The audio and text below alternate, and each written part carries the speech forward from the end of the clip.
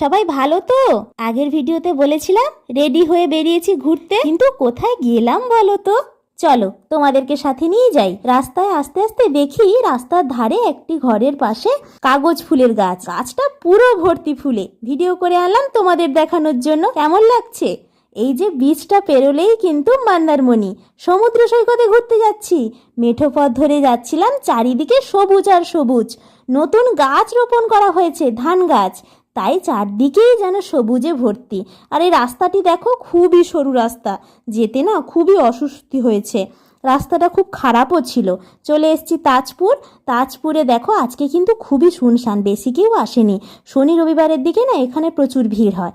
আর এখানে সমুদ্রের ধারে দেখলাম কিছু বাচ্চারা মিলে ক্রিকেট খেলছে। এইভাবে ভিডিও পেতে চ্যানেলটি সাবস্ক্রাইব করে রেখো। কারা কারা আমার মতো ঘুরতে ভালোবাসো কমেন্টে জানিও কিন্তু। দেখো পেছনে কিন্তু নৌকোগুলো সারিবদ্ধ হয়ে দাঁড়িয়ে,